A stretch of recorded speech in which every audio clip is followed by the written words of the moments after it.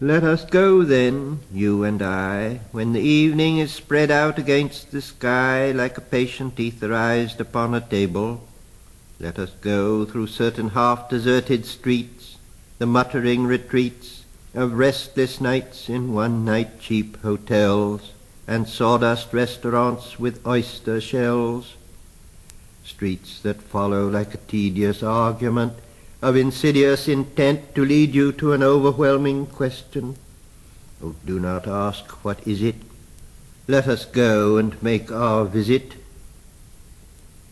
In the room the women come and go, talking of Michelangelo.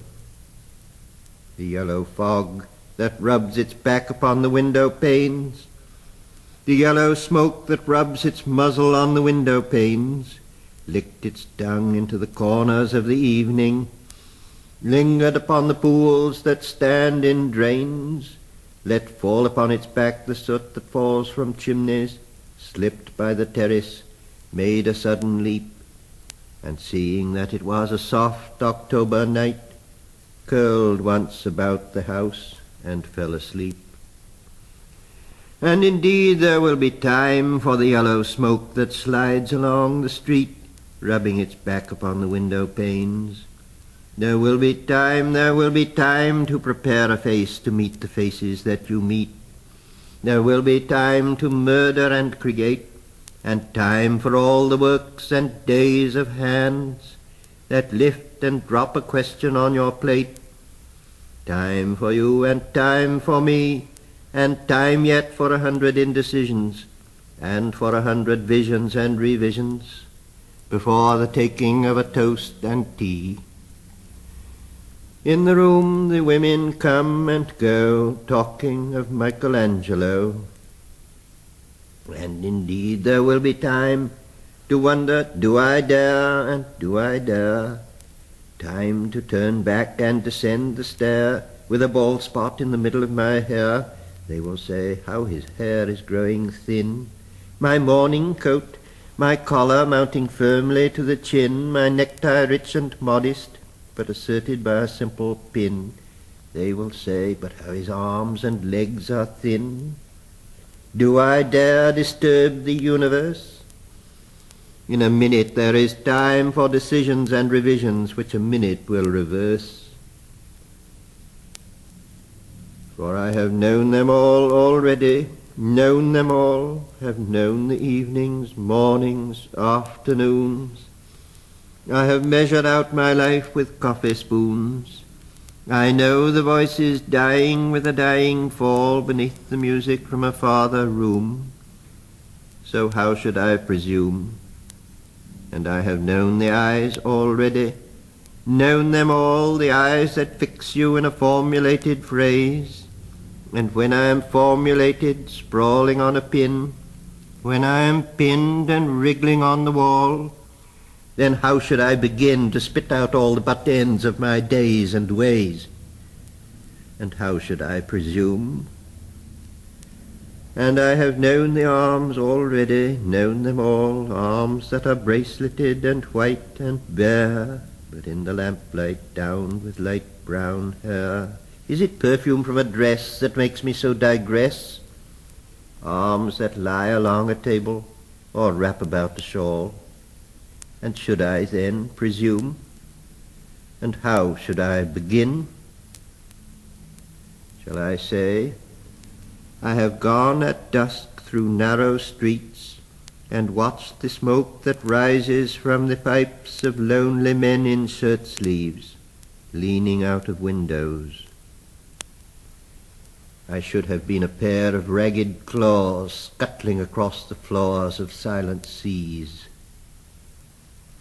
And the afternoon, the evening, sleeps so peacefully, smoothed by long fingers, asleep, tired, or it malingers, stretched on the floor here beside you and me. Should I, after tea and cakes and ices, have the strength to force the moment to its crisis? But though I have wept and fasted, wept and prayed, though I have seen my head grown slightly bald, brought in upon a platter, I am no prophet, and here's no great matter. I have seen the moment of my greatness flicker, and I have seen the eternal footman hold my coat and snicker, and in short, I was afraid. And would it have been worth it after all? After the cups, the marmalade, the tea, among the porcelain, among some talk of you and me, would it have been worthwhile to have bitten off the matter with a smile, to have squeezed the universe into a ball, to roll it toward some overwhelming question, to say, I am Lazarus, come from the dead, come back to tell you all, I shall tell you all? If one, settling a pillow by her head, should say, that is not what I meant at all, that is not it at all. And would it have been worth it after all?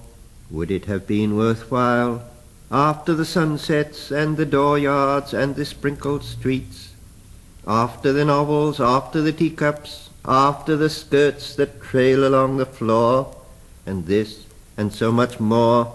It is impossible to say just what I mean, but as if a magic lantern threw the nerves in patterns on a screen.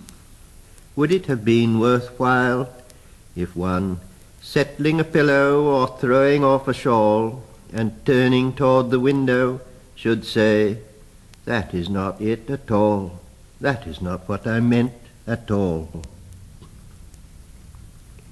No, I am not Prince Hamlet, nor was meant to be. Am an attendant lord, one that will do to swell a progress, start a scene or two, advise the prince. No doubt an easy tool, deferential, glad to be of use, politic, cautious, and meticulous, full of high sentence, but a bit obtuse, at times, indeed, almost ridiculous, almost, at times, the fool. I grow old. I grow old. I shall wear the bottoms of my trousers rolled. Shall I part my hair behind? Do I dare to eat a peach? I shall wear white flannel trousers and walk upon the beach. I have heard the mermaids singing, each to each. I do not think that they will sing to me.